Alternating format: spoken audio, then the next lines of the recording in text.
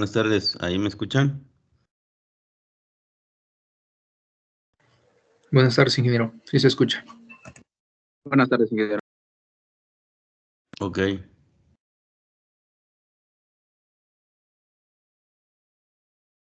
Estoy aquí transcribiendo esto. Bueno, no, tiene esta opción, no sabía. Ahí ven que en el chat va escribiendo todo en inglés, ¿no? No sé cómo activé eso.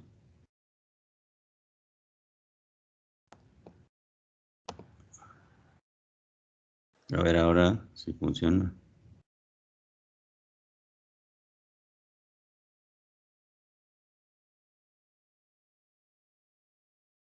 Pues no sé en dónde le activé, ¿eh?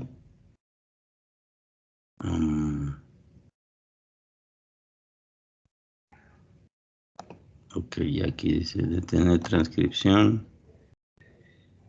Que ya, parece que ya. Bueno, creo que no le sirve de mucho la transcripción en inglés, además de que se ve que es un poco mala. Bueno, a ver, tiene creo que una semana que no hablamos.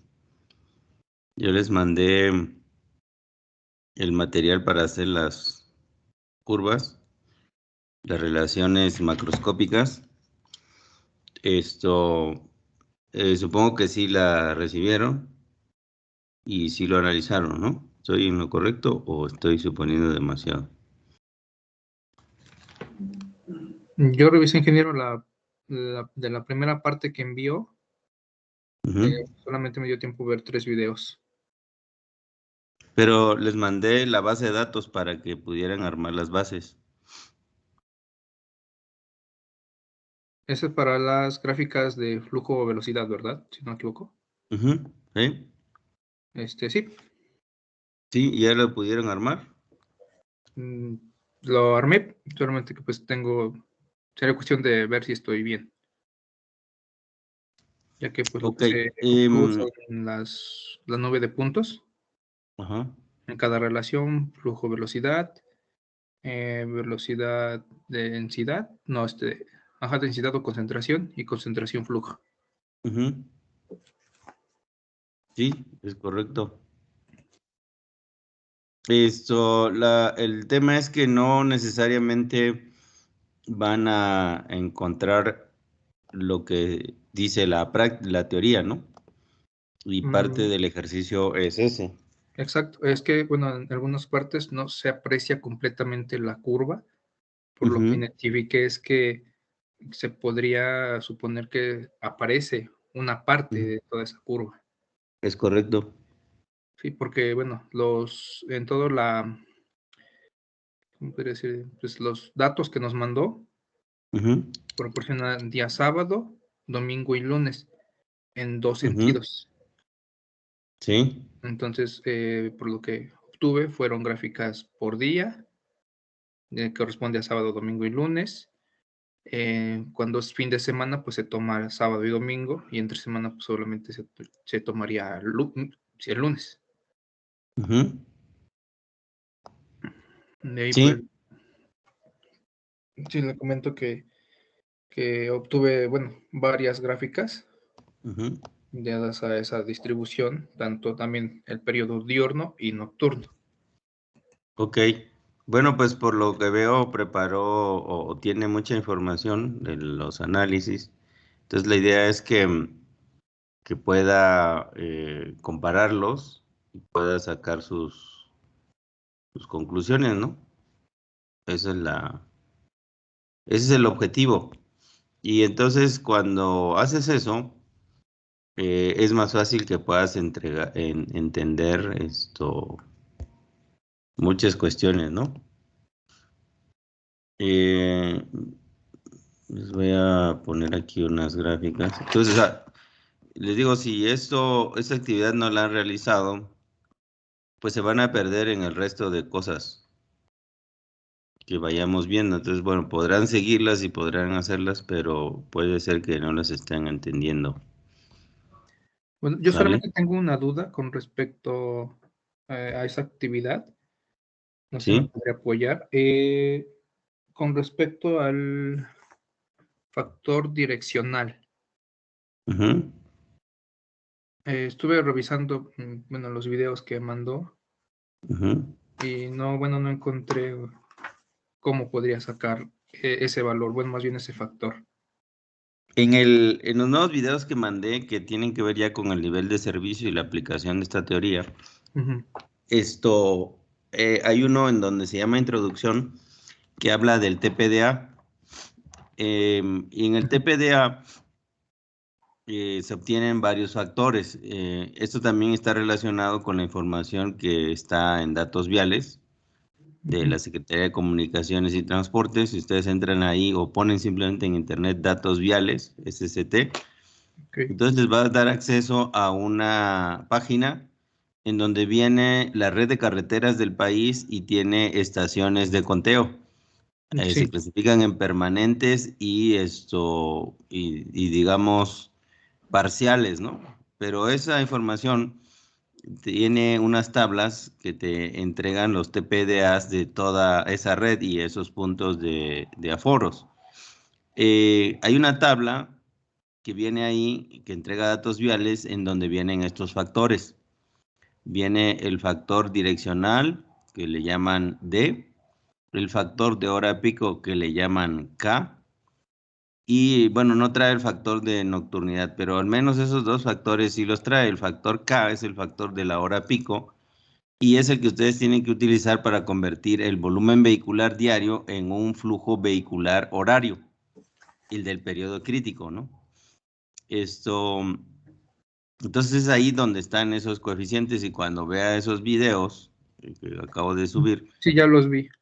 Sí, tienes razón. ahí va a encontrar ese factor K, ¿no? Si fuera un problema, normalmente ese dato te lo dan, ¿no?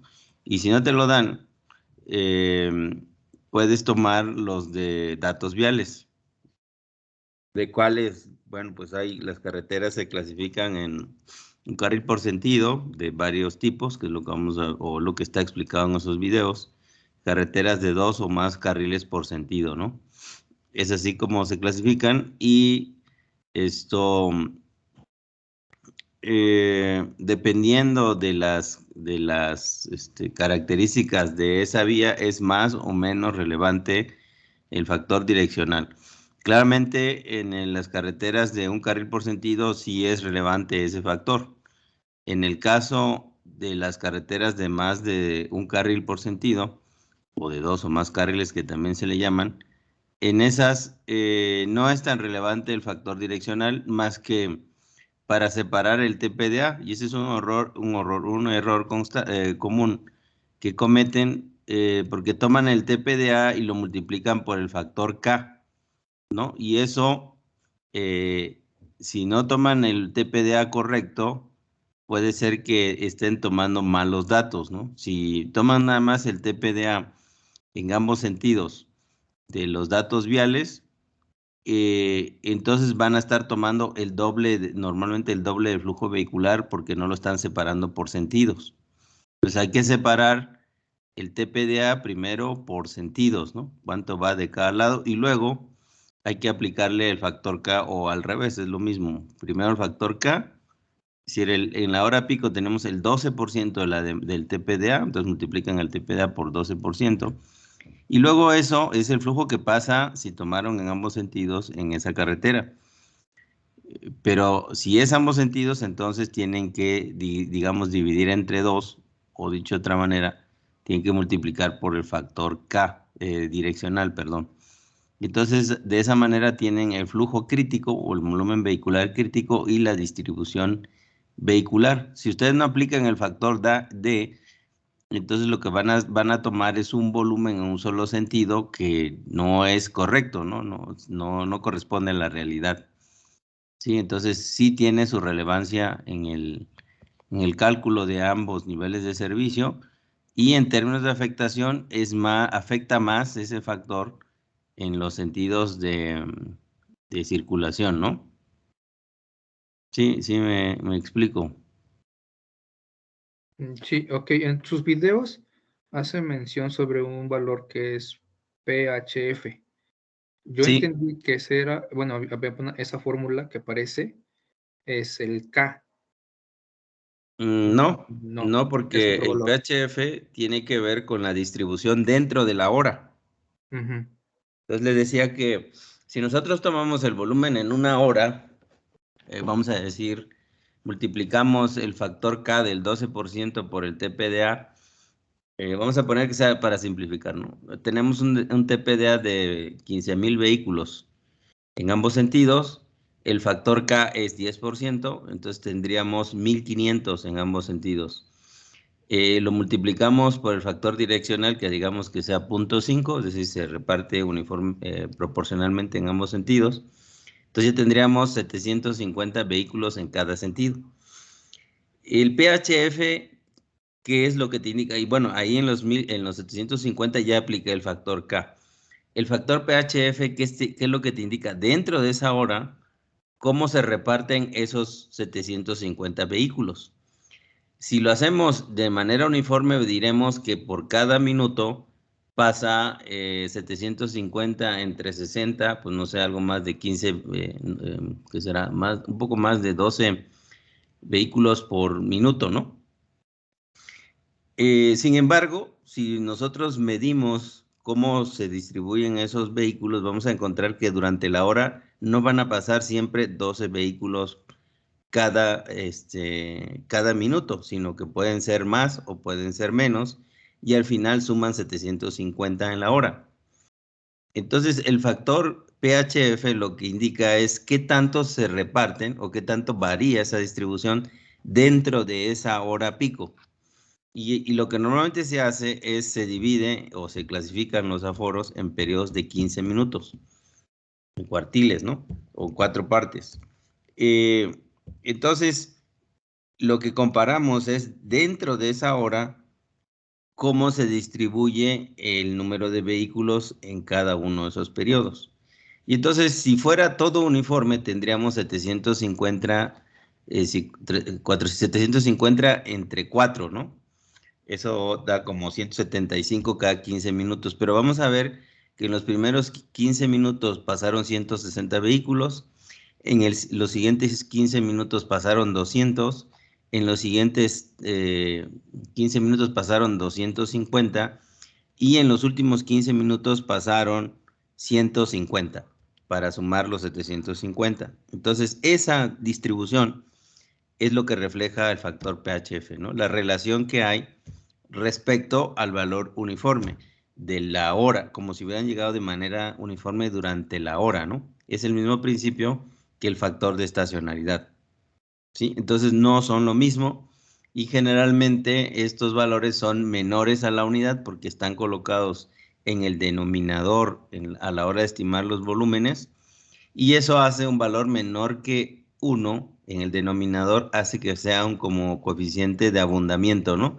O coeficiente de seguridad, que es el que ustedes conocen en algunas ramas de la ingeniería. ¿De acuerdo? Entonces, por eso se toma ese valor de PHF, pero no es lo mismo que el factor K. Ok. Entonces, si yo, por decir, pide, bueno, en la tarea pide un factor K, ahora pico. Pero ese factor va a ser el mismo para todos los días o de qué manera cambia. Por No, ejemplo, ahí es un promedio anual el que reportan los datos viales. entonces Lo uno ideal para, es que ¿Perdón? o sea, sería uno para cualquier, por si yo tengo a la hora, no sé, supongamos el día sábado, mi Ujú, hora pico a las 6 de la tarde y el ujú. domingo lo tengo a las 4 de la tarde. Entonces, no importa que mis horarios pico de días sean diferentes, siempre se va a mantener ese factor K igual para ambos días. Normalmente el factor K es el día más crítico y la hora más crítica. Entonces, si tú tomas un Okey. sábado, seguramente no es ese, o no sé, depende del día. Hay en las estaciones permanentes, también ustedes pueden ver esa información porque viene por días.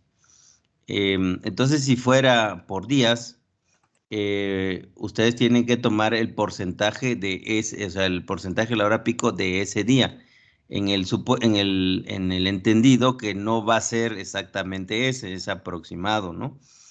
Entonces, si lo queremos hacer para un día en específico, si lo queremos hacer para un día típico, entonces tomamos SK y en un día típico se supone que es el día crítico en donde se concentra el mayor número de vehículos, sea esto el lunes, el martes, el jueves, el domingo, el día que sea, ¿no? Entonces le quitamos el día y utilizamos ese factor de hora pico que aplica para ese punto en ese año, ¿sí? Entonces, si lo queremos diferenciar por días, no hay un factor de hora pico por día. Lo que hay en estaciones permanentes es hay un volumen vehicular con respecto a la semana de cada uno de los días. Entonces, lo que hay que hacer es sacar como si fuera un factor de expansión. ¿Cuál es el volumen? Si lo que nos interesa saber es el día sábado, que porque ese día es cuando van a abrir el restaurante o van a hacer un evento, lo que sea. Entonces, hay que tomar el volumen de la estación permanente del día sábado, que es un porcentaje, ya sea por abajo de 1 o arriba de 1 respecto al tránsito promedio diario anual, y eso lo multiplican por el factor K, ¿sí? Entonces, no es que se aplique así directamente a todos los días o en un día en particular y digas, pues este TPDA es del día sábado. Cuando haces el análisis por día, entonces sí ya lo puedes hacer el volumen que represente y podrías utilizar de manera aproximada el factor K, ¿no? Ok. Sí, ingeniero. ¿Sale? Vale, quiero mostrarles una gráfica, una figura. Un segundo.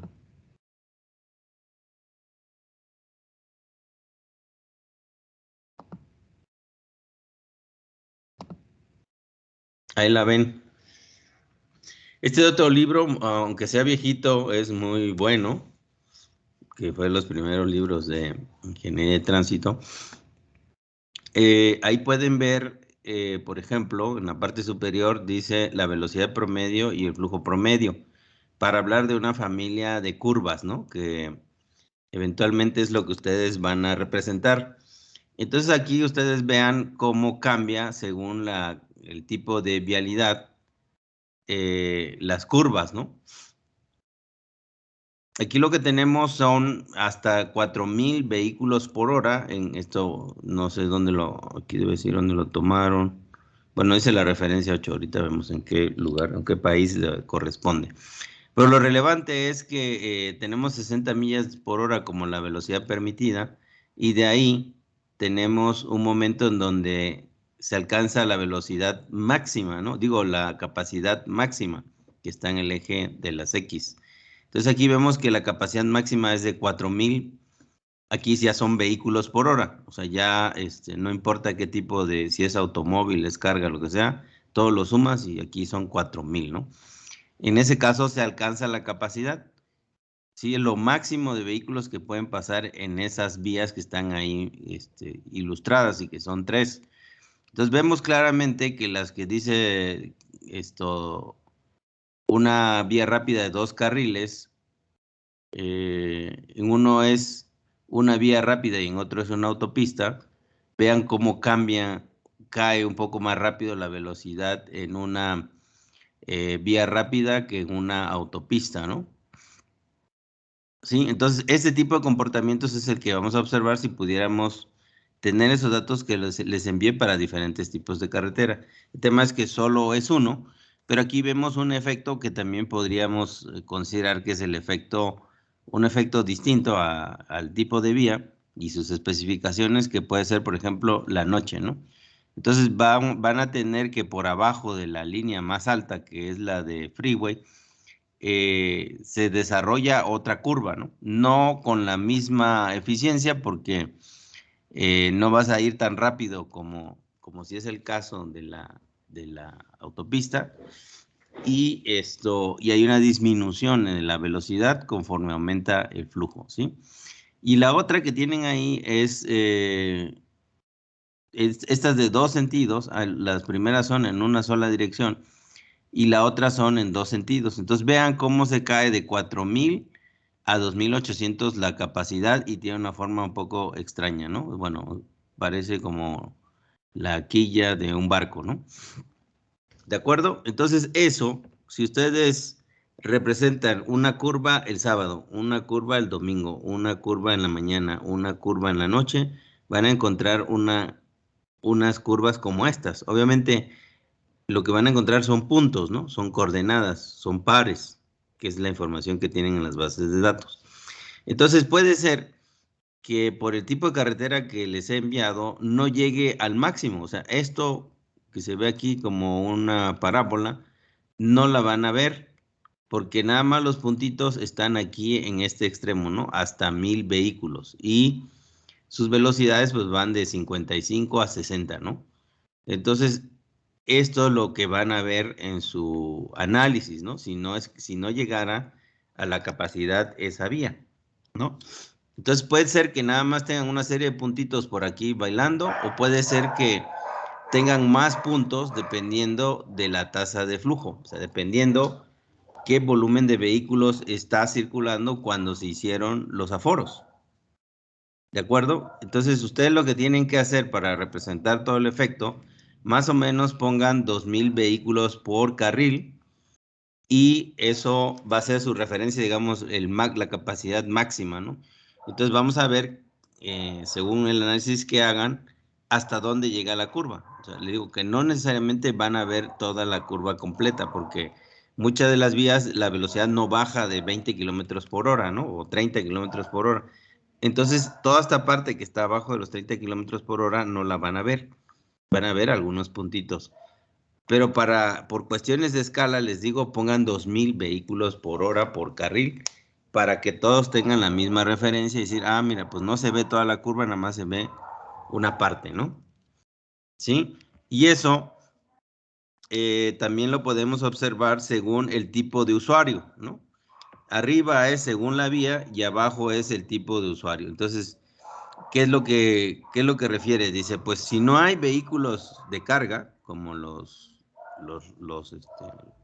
trailers, podemos extender al máximo nuestra capacidad, que es la línea más alejada o más cerca de los 4,000 vehículos por hora, ¿no? Entonces, en la medida que yo empiezo a meter otro tipo de conductores hasta llegar a un máximo que dice 20% de vehículos de carga, entonces esa eficiencia o esa forma de la curva, para decirlo de otra manera, es ya ineficiente. ¿Sí? Entonces, lo que vamos a ver o lo que intentamos graficar es este tipo de cosas, ¿no? Varias curvas a la vez que podamos identificar a qué corresponden cada uno de los fenómenos que estamos observando. Aquí se analizó el efecto de la composición vehicular en la relación flujo-velocidad, ¿no? Por eso ven que se va aplanando la capacidad porque está en vehículos por hora. Se va aplanando en la medida o se va alejando del extremo de 4,000 en la medida que incrementa el porcentaje de vehículos de carga. ¿Por qué?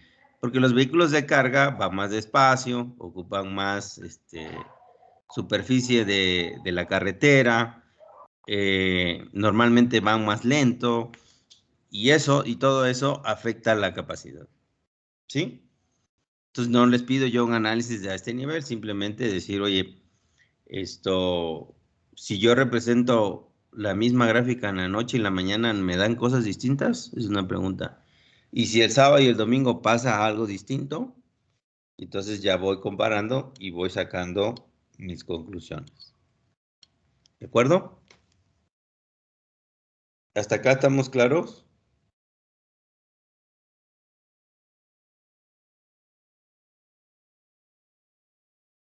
Sí. Sí, ingeniero. Sí, ingeniero. Sí. Ok, entonces voy a pasar a otra. Miren, esta es la que viene en el manual de capacidad. Este libro es como por allá del 70, algo así, viene 74, fíjense los años, 84 creo es. Entonces hace 30 y tantos años, ¿no? Estamos hablando de la prehistoria, o bueno, para ustedes de la historia. Entonces aquí todavía se tenían comportamientos en los que se veía que en la medida que aumentaba el flujo, disminuía la velocidad, ¿no? Lo que trae el manual de capacidad ya no es así. Si nos dice, oye, es una línea recta, si tiene una velocidad de diseño de 70 millas por hora, se mantiene recto hasta cierto volumen de usuarios y luego cae con una cierta pendiente. Eso es lo que vamos a encontrar en el manual de capacidad hoy.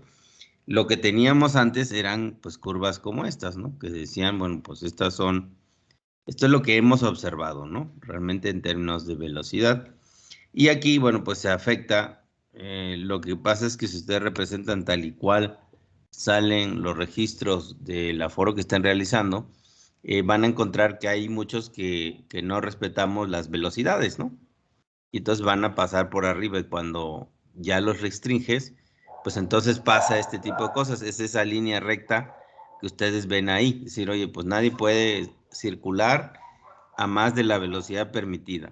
Que no le pongan la multa o que no tenga ninguna consecuencia de esa acción, pues ya es problema de cada una de las autoridades. No es un tema que afecte a la teoría que aquí se está desarrollando. ¿De acuerdo? Entonces, en esta gráfica vemos el efecto del límite de velocidad y aquí también, por ejemplo, vemos cómo cambia la velocidad a lo largo del día, ¿no? Ahí tenemos pues varias mediciones. Y entonces lo que vemos es que es inversamente proporcional, ¿no? Cuando cae mucho la velocidad es porque hay muchos usuarios, ¿no? Esta es una representación. Esto es otro tema. Bueno, esas son intersecciones para definir el tema de los semáforos. ¿Y qué más? Pues creo que eso es todo.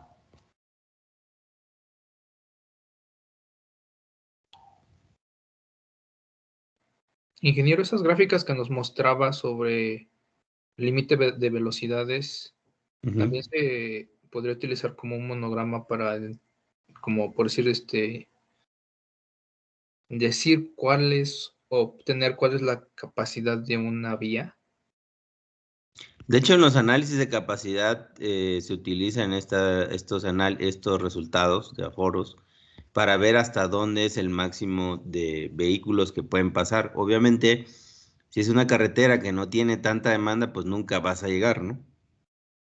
Sí, entonces sí, pues estos muchos, al principio fueron estudios teóricos, pero ahora ha habido muchos estudios empíricos, es decir, que lo han ido a medir en campo. Y esto es como se ha confirmado cómo son estas curvas, ¿no? Y el ejemplo que ustedes van a hacer, pues es un claro ejemplo de cómo hay que contrastar la teoría con la realidad. Entonces, en los análisis de capacidad y en las carreteras que se permite, se puede ver en qué momento cambia dependiente la relación, en este caso, flujo-velocidad. Sí, entonces eso nos sirve para determinar la capacidad. Como eso es poco común que lo podamos ver, entonces pues ya hacemos supuestos como los que les comenté, ¿no? Que que hay una cierta velocidad que deben de respetar los conductores y en la medida que disminuyes la velocidad pueden desplazarse más vehículos. ¿Por qué pasa esto? Porque si vas más lento, entonces la distancia que toma el vehículo que precede al de referencia eh, puede ser más alta, ¿no? O puede ser más baja dependiendo pues a qué tan cerca o qué tan lejos esté. Entonces, para ir a velocidades altas necesitamos o necesitan como conductores tener un distanciamiento grande del siguiente vehículo. Cuando pasa lo contrario, que hay tantos vehículos que no hay mucha distancia, es cuando se afecta la velocidad y disminuye, ¿no? Van más lento porque no puedes rebasar, porque o sea, no hay dónde meterse, ¿no? Si tú quieres adelantar, ¿no? Entonces, esa es un poco la utilidad que tienen este tipo de análisis, ¿no? ¿Sí?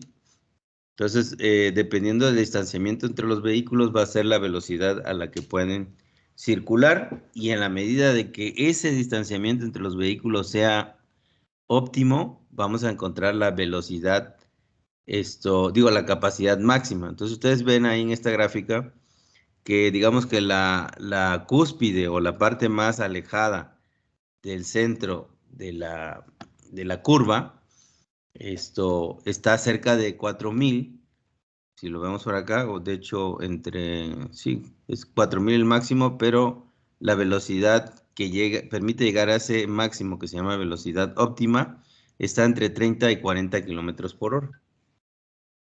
En algunos países como en Francia, por ejemplo, cuando hay problemas de circulación en las vías de circulación continua, como el periférico o hay algunas otras vías, ya ni me acuerdo, de otras vías que no tienen semáforos.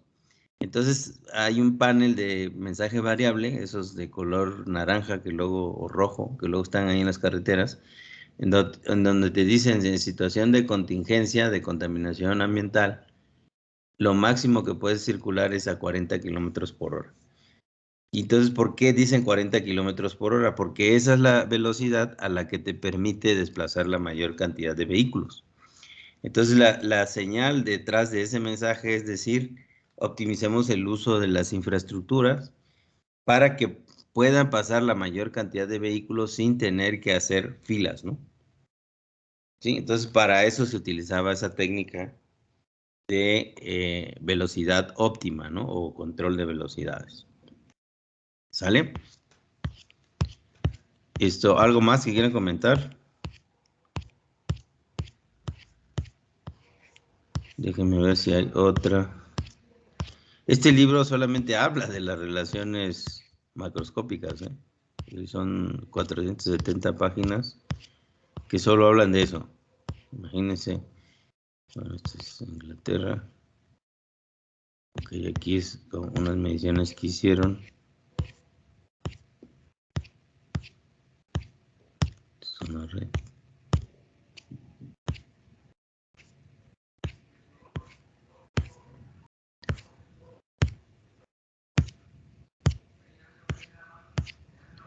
Quiero ver si hay otra relación. Ah, miren, eso es la densidad microscópica. No, eso no es. A ver, ok. Ya me pasé. Bueno, se llama, miren, fundamentos de teoría del flujo vehicular, algo así. Sí. Fundamentos de flujo vehicular.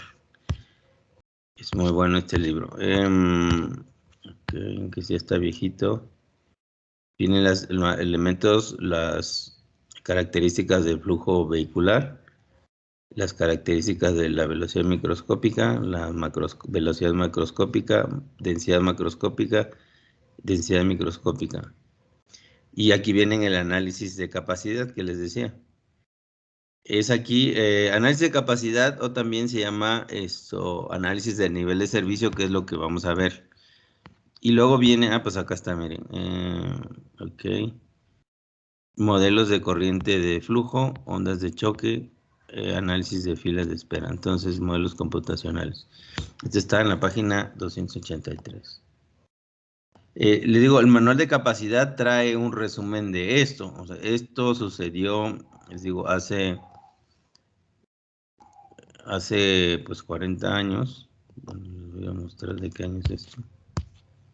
Y desde entonces pues han cambiado la forma de las figuras, ¿no? Porque experimentalmente, desde del 90 es este libro.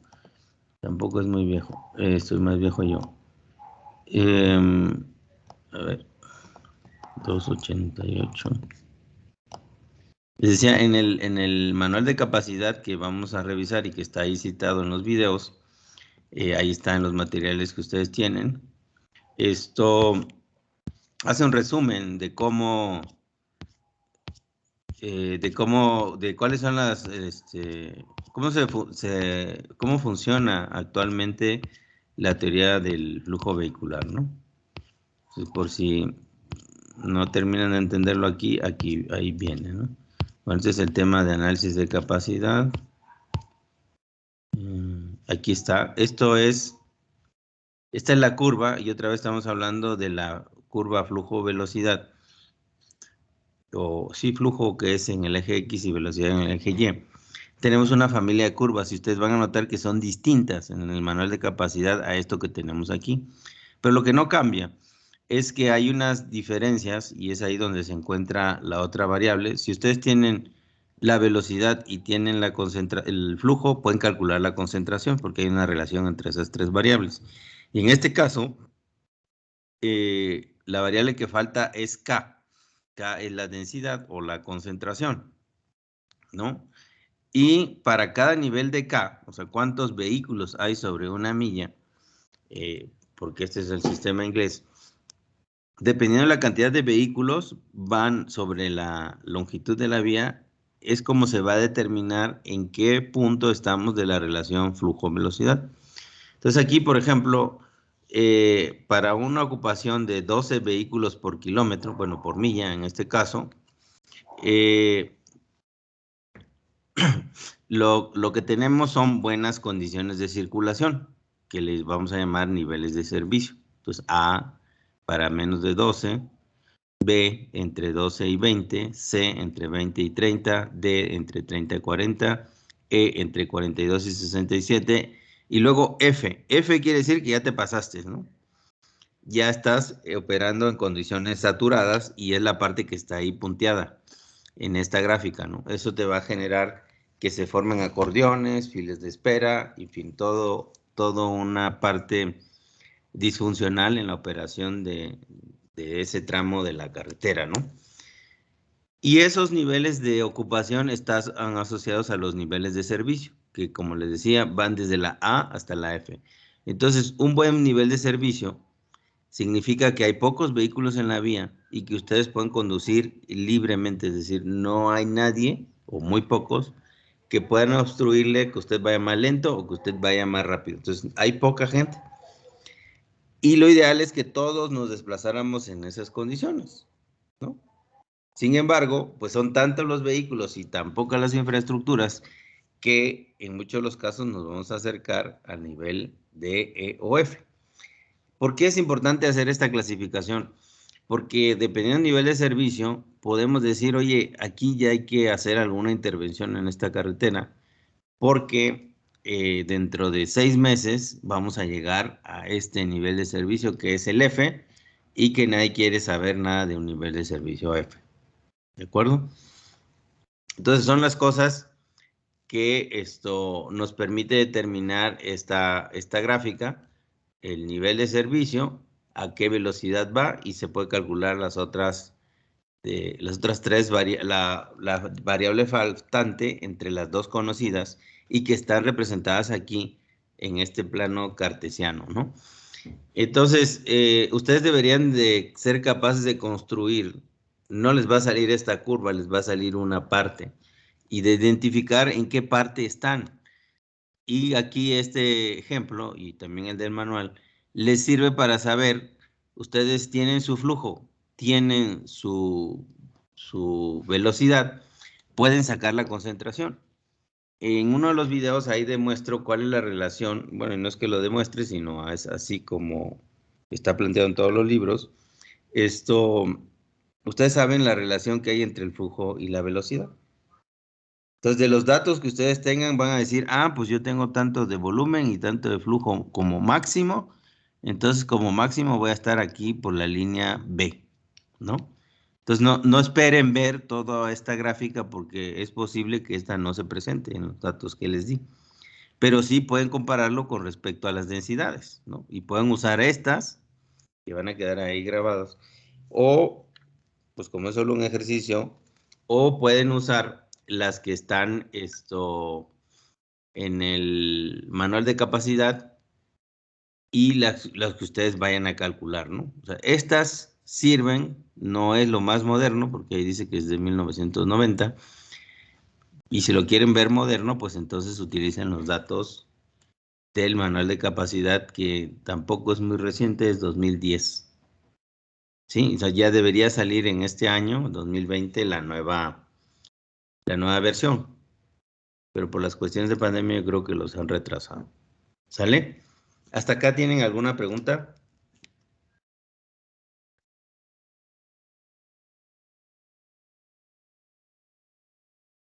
No, ingeniero, todo bien, gracias. Ok.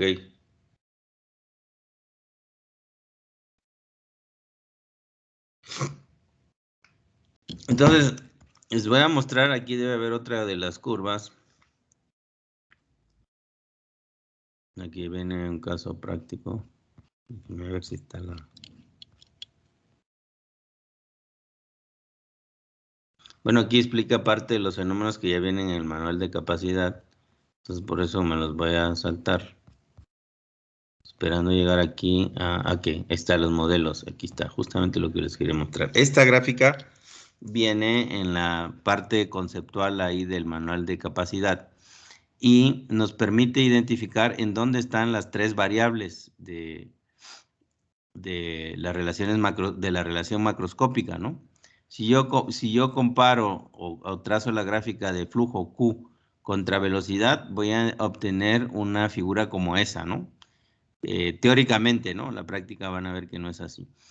Pero entonces, si yo conozco dos de las variables, puedo calcular la tercera, ¿no? O sea, tengo dos conocidas y una sin conocer, solamente despejo. ¿De acuerdo? Entonces aquí lo que tenemos que saber es que esa línea que parte del origen, si nosotros hacemos la división de la velocidad, que es el cateto opuesto que se ve ahí, y el flujo, que es el cateto adyacente, eso, si yo lo divido uno entre otro, me da una relación de velocidad entre flujo, ¿sí? Y la velocidad entre flujo, esa va a ser la pendiente, y la pendiente es la concentración. Y esa es la fórmula, si esto no la han visto todavía, la fórmula es la concentración es igual a la velocidad entre flujo. Conociendo esa ecuación, ustedes pueden derivar lo que quieran. Es una ecuación simple, ¿no? Son tres variables. ¿De acuerdo? Disculpen, ¿no Sí. sería al revés? ¿La concentración es igual al flujo sobre la velocidad? La concentración es igual al flujo, pues hagamos es muy sencillo. Hagan un análisis dimensional, ¿no?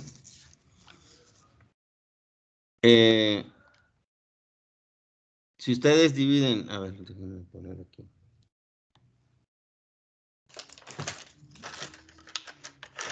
Si ustedes dividen velocidad, que son kilómetros por hora, lo dividen entre el flujo, que son vehículos por kilómetro, entonces van a tener kilómetros al cuadrado entre velocidad por horas. Entonces, efectivamente, no es eso. Lo que yo tendría que obtener dimensionalmente son vehículos por kilómetro, ¿sí? Entonces, tendríamos que es vehículos por kilómetro. A ver qué hice. Vehículos, no, lo hice mal. La velocidad es kilómetros por hora y el flujo es vehículos por hora, perdón. Entonces sería vehículos por hora arriba y kilómetros guión hora en la parte superior, y vehículos por hora. Eliminamos las horas y nos quedan kilómetros por vehículo. Es decir, esto es el inverso de la concentración, ¿sí? O sea, si yo hago, otra vez, si yo divido velocidad, que sería el cateto opuesto de esa pendiente que usted, esa línea, ¿qué pasó? Mira, aquí están las gráficas, esta de los puntos. Listo. Miren, aquí están lo que les decía, ahora lo vemos. Déjenme regresarme aquí que me perdí. Ok. Si nosotros sacamos cateto opuesto, que sería la velocidad entre el cateto adyacente, estamos sacando el ángulo desde el origen, ¿no? ¿Sí? Entonces el cateto opuesto es la velocidad, que son kilómetros por hora. El cateto adyacente es el flujo, que son vehículos por hora. Entonces, si nosotros hacemos la división, me queda el análisis dimensional, kilómetros-horas en la parte superior, la ley de la torta, y vehículos hora en la parte inferior. Entonces, elimino las horas y me queda kilómetros por vehículo. Yo sé que la densidad es igual a vehículos por kilómetro, ¿no? Entonces, lo que obtengo en esa relación es el inverso. Entonces, este ángulo que parte del origen y que se ve con la línea punteada que dice K0 ahí, esa sería el inverso de la concentración. Entonces, la concentración sería el ángulo complementario, que sería el que donde dice K0, desde la pendiente hasta la proyección del flujo. Ese sería la concentración, ¿de acuerdo? Entonces, esa sería la concentración y este le llamamos densidad. El inverso de la concentración es la densidad, ¿de acuerdo? Entonces, cuando nosotros tenemos una gráfica, velocidad, flujo-velocidad, ¿dónde se encuentra la concentración? Ah, pues es la pendiente de la curva que atraviesa a cada uno de los puntos de esa curva. ¿Sí? Y la concentración es el ángulo complementario que se forma a partir del triángulo que tenemos cuando unimos un punto de velocidad con flujo, ¿de acuerdo? Entonces, esta pequeña línea que tenemos acá, si nosotros nos regresamos, híjole, ya no sé en qué página estaba, pero si ustedes se acuerdan, para no perderme, si ustedes se acuerdan, teníamos A, B, C, D y estas líneas proyectadas así, ¿no? Entonces, en el manual de capacidad lo que vamos a encontrar es la densidad, que es el inverso de esa concentración, y es este ángulo que vamos a tener aquí, y que ahorita vimos que era de 0 a 8, de 8 hasta 15, hasta 25 y demás. Y esos son los límites de los niveles de servicio, ¿sí? Entonces, bueno, lo que hay que retener es que en esta relación flujo-velocidad, la concentración la podemos representar a través de una línea con pendiente y corresponde al ángulo complementario en donde se cruza con mi curva, flujo-velocidad, ¿de acuerdo? Y que es esta, no sé si ven aquí mi cursor, es este ángulo, ¿no? Que aquí estoy señalando, ¿de acuerdo? Esta es la concentración y el complementario es la densidad. Y en el manual de capacidad siempre nos van a hablar de densidad, no de concentración. ¿De acuerdo? Ahora, si nos vamos a la otra curva, que es la relación, la concentración contra la velocidad, ahí la pregunta es, ¿en dónde está el flujo? Entonces, si yo ya sé que la concentración es igual a flujo entre velocidad, y yo tengo concentración y velocidad, entonces el flujo va a ser al producto de la concentración por la velocidad, ¿sí? Entonces, ¿qué es el producto del flujo? Perdón, ¿qué es el producto de la concentración por la velocidad? Aquí en esta gráfica. El producto, pues, de dos dimensiones me va a dar una superficie, ¿no? Entonces, ¿en dónde está el flujo? Pues es el producto de la velocidad que aquí podemos ver como U0 multiplicado por K0, si este es el punto que tomamos como referencia. Entonces, el flujo es igual al producto de ambas variables, que es esta superficie de ese cuadrado que se ve aquí, ¿sí? Entonces, yo multiplico velocidad por concentración, me va a dar el flujo. Entonces, ¿el flujo cuál es? Pues es esta área que está debajo del punto de referencia. Si yo digo que el punto de referencia está más del lado de la velocidad a flujo libre, UF que dice ahí, estaría acá, entonces sería el producto de esta concentración por esta velocidad. ¿De acuerdo?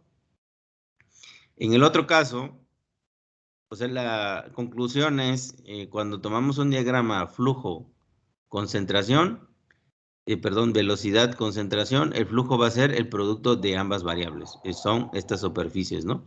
Entonces, si ustedes se mueven a lo largo de esta línea, pues debajo de la recta, van a encontrar siempre una superficie, ¿no? ¿De acuerdo? Y la tercera variable o la tercera representación del diagrama es el flujo con la concentración. Entonces, si yo ya tengo el flujo y la concentración, ¿qué me hace falta? La velocidad, ¿no? Entonces, ¿a qué es igual a qué es igual la velocidad? Pues la velocidad es igual al flujo entre la concentración. Otra vez, es cateto opuesto, que sería de la parte superior que vemos aquí por donde pasa U0, ese sería el flujo, cateto opuesto, y lo dividimos entre el cateto adyacente, que es K, que sería esto hasta donde está K0. Entonces, es el ángulo que se forma a partir del origen.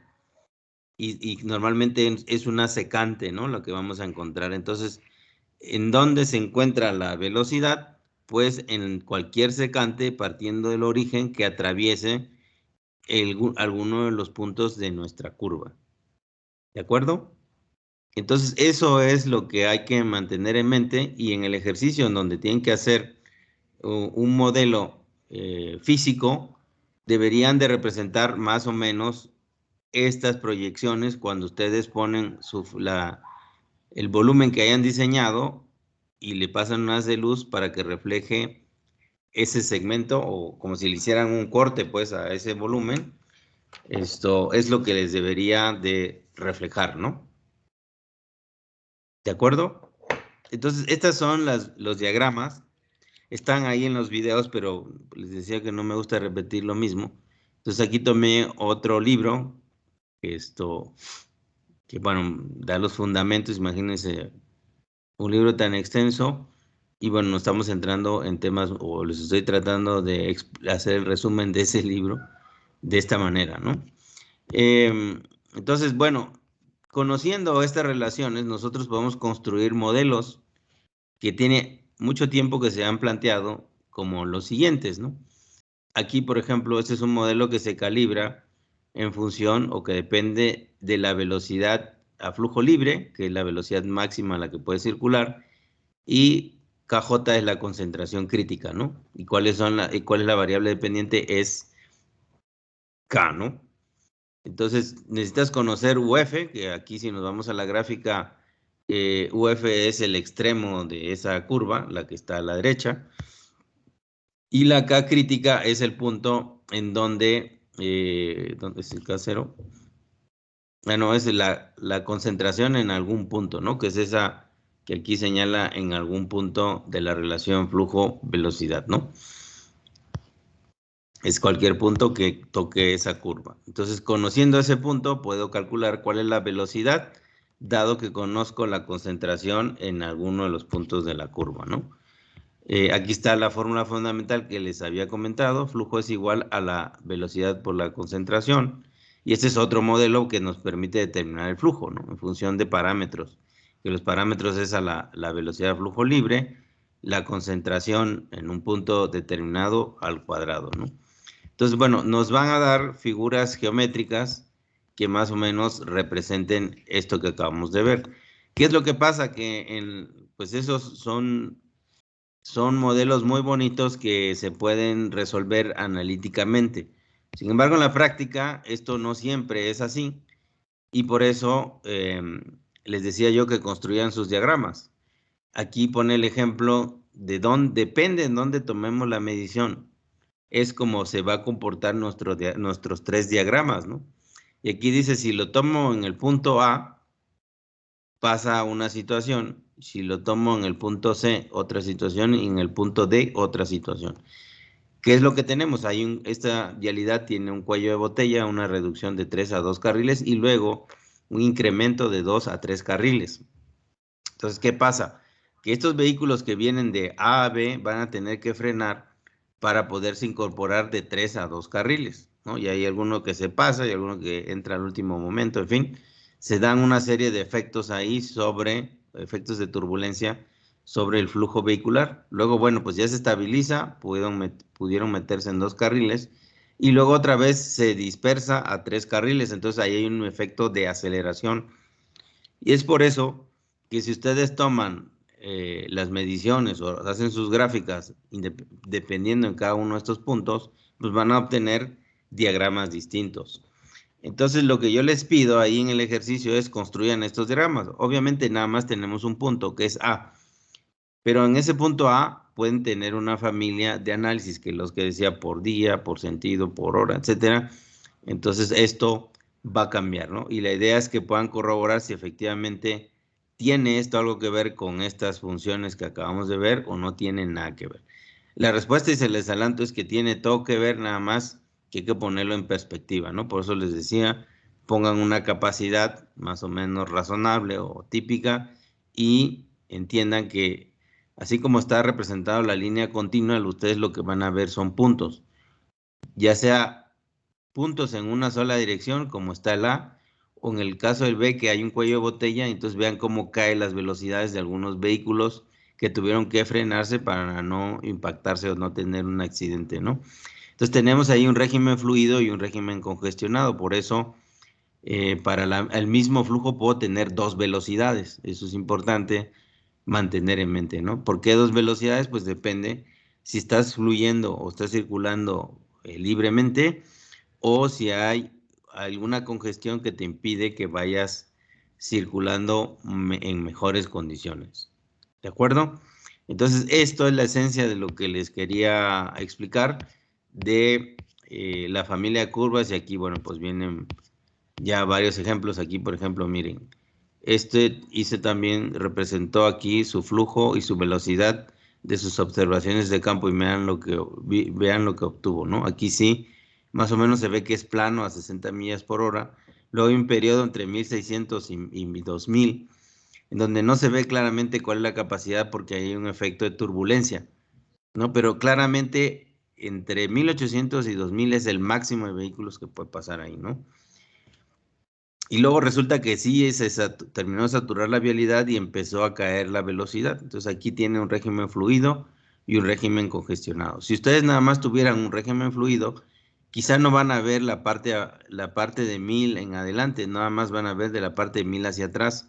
Entonces van a ver 3 puntos dispersos y va a decir, esto no tiene nada que ver con lo que me dijeron en la clase, ¿no? Entonces hay que ponerlo en perspectiva y decir, no, es que una vialidad normalmente recibe 1600, 1800 vehículos, entonces hay que emplear la escala para poderlo poner en contexto qué es lo que están observando, ¿no? ¿Sale? Esta es la curva densidad-flujo, por ejemplo. La velocidad-densidad, como ustedes ven, la habían caracterizado como una línea con pendiente, realmente no lo es. Hay un punto de inflexión ahí y un cambio de tendencias.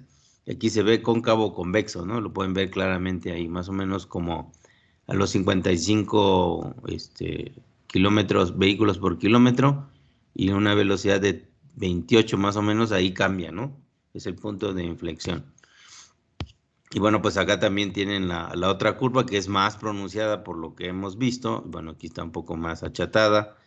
Y aquí tenemos otro ejemplo de flujo-velocidad, pero aquí sí se ve el tema de la capacidad, ¿no?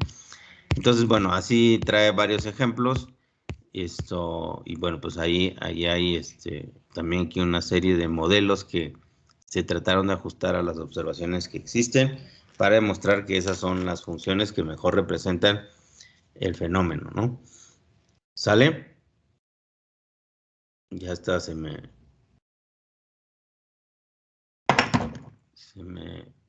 me da la garganta de tanto hablar. Bueno, comentarios, dudas. Sí, ingeniero, ¿me escucha? ¿Sí? ¿Todos estos diagramas son por día? Sí, los pueden hacer por día o los pueden hacer o sea, lo primero es, como dicen, bueno, pues yo no sé ni qué es lo que estoy representando.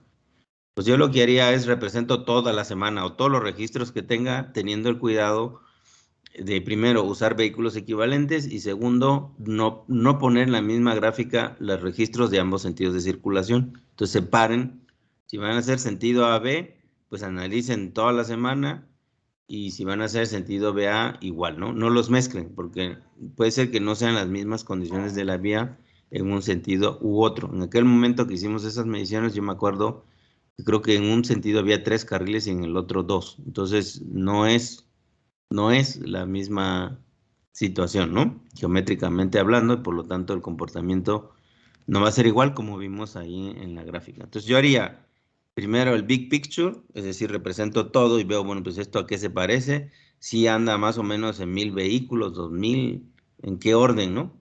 Y ya luego voy a ver esa nube de puntos desordenada, voy a tratar de entenderlo. Y yo digo, mira, pues los límites, aún poniendo todos los datos, no pasa de 1000 vehículos por hora. Entonces las capacidades que nos han dicho estaban de más de 1600. Entonces esto no me va a dar la capacidad, ¿no? Que es una de las preguntas. Así que tengo que ponerlo en contexto y voy a poner una gráfica en donde el valor máximo sea 1800 y de ahí ahora sí lo voy a separar por días, ¿no? Y voy a ver si hay una diferencia entre lunes y martes, martes y miércoles y jueves. Pongo los 4 y puedo señalar cada una de las series para cada uno de los días y entonces veo, pues no, realmente es la misma repartición de puntos y yo tomo lunes, martes o miércoles. Entonces yo ya puedo concluir, oye, independientemente del día, el flujo más o menos es lo mismo. Entonces la siguiente que hago es, bueno, hay una diferencia entre el día y la noche. Pues agarro todas las observaciones de día y todas las observaciones de noche. Y entonces los separo y digo, pues no, sí son diferentes. Y más o menos los puntos azules, que son los del día, están separados de los puntos rojos que son de la noche, ¿no? Entonces, si están separados, bueno, entonces ya puedo tratar de manera distinta cada uno por día y demás. Entonces, más bien es de orden, como lo quieran hacer. Si lo empiezan a hacer por día o por periodo, entonces pierden la visión amplia, ¿no? O general del problema que están analizando. Igual van a llegar a las mismas conclusiones, pero les va a costar más trabajo. Entonces, por eso yo les recomiendo, pongan toda la carne al asador y luego empiezan a tratar de entender qué es lo que están viendo y por qué lo que están viendo, cómo se explica, ¿no? Lo que están viendo. Y entonces empiezan a desagregar y pues a concluir en su análisis. Ok, ingeniero. Y en las gráficas que vamos a presentar, ¿seleccionamos todas, ponemos todas las gráficas en la presentación o ponemos nada más las máximas? Ustedes tienen que adjuntar una memoria de cálculo en su hoja de Excel en donde hicieron sus análisis, donde generaron sus gráficas. Si no cabe ahí en las entregas, porque debe haber una limitación del tamaño del archivo, pónganlo en su Drive, en su Dropbox, o donde ustedes quieran, y me ponen nada más la liga dentro de la presentación. Oye, si quieres ver la memoria de cálculo, este es el enlace. Pueden pasarlo como un transfer, pueden dar acceso a la carpeta, como ustedes quieran. ¿Sí? Y lo que van a presentar o incluir en la presentación solo es lo relevante. Entonces recuerden que es una presentación ejecutiva. Así que no necesitan poner todas las tripas y todos los detalles, sino decir, a ver, yo ya hice todo este proceso, lo hice de esta manera y llegué a las siguientes conclusiones o las respuestas a sus preguntas. Número 1, el efecto de nocturnidad. Pues mira, no encontré ningún efecto y aquí está la gráfica. Probé todos los días y probé esto y esta es la gráfica que representa tal situación en donde se demuestra que no hay un efecto de nocturnidad, ¿no? Por ejemplo. Sí, así lo pueden hacer para cada una de las preguntas.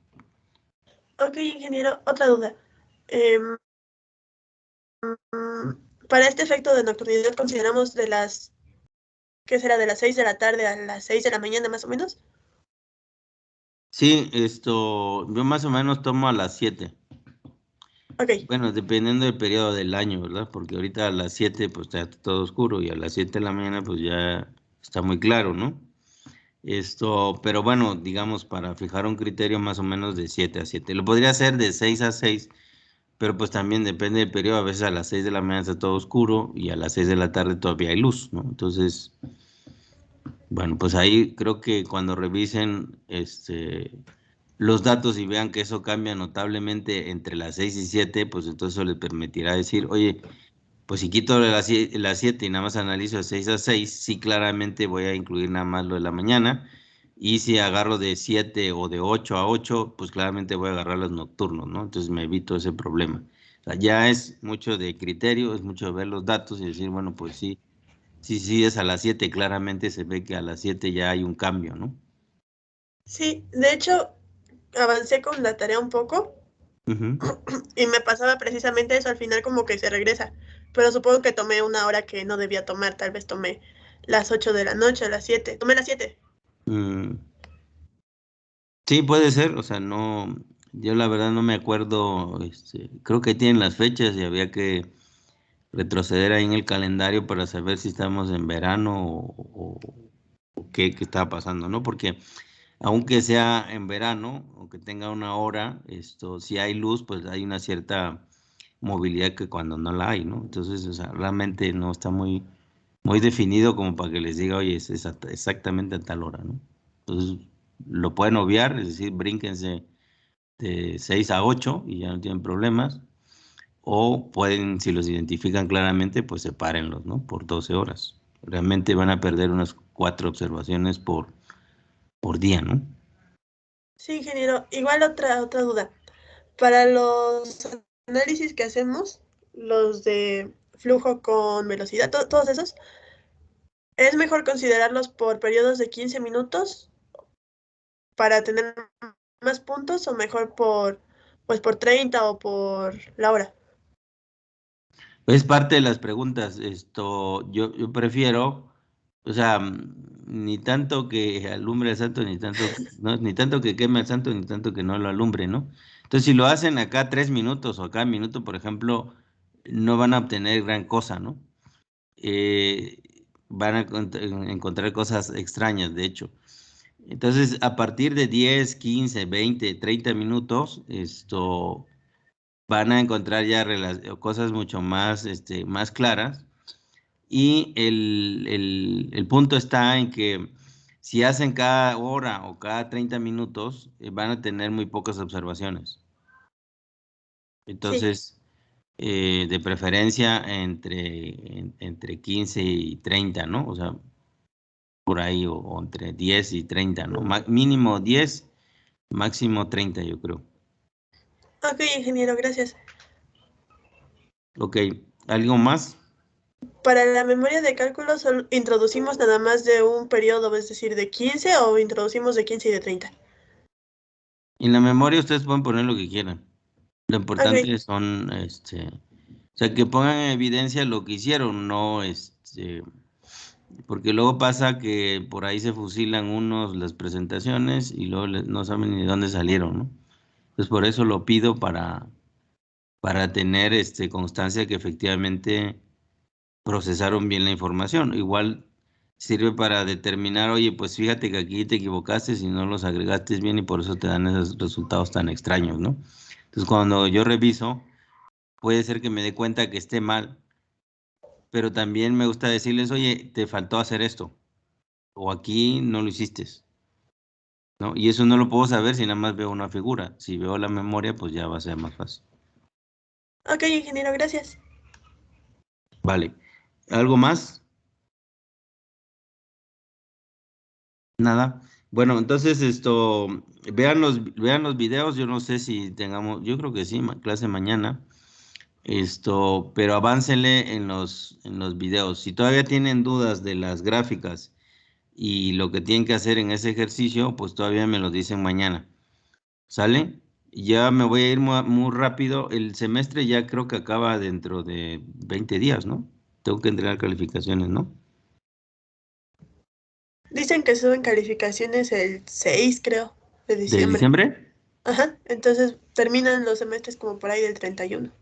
Ok, entonces mire, me voy a ir rápido esta semana y la otra ya para terminar, digamos, todos los encargos y que puedan tener por lo menos una semana para preparar su examen final y terminar sus tareas, ¿no? Sus actividades, ¿sale? Entonces, el último coletazo viene en estos días y la otra semana y ya de ahí ya no les voy a dejar más cosas por hacer. ¿Sale? Sí, ingeniero. Vale, pues entonces nos vemos. Gracias, buenas noches. Hasta mañana. Bye. Hasta mañana, ingeniero. Adiós. Hasta mañana, ingeniero.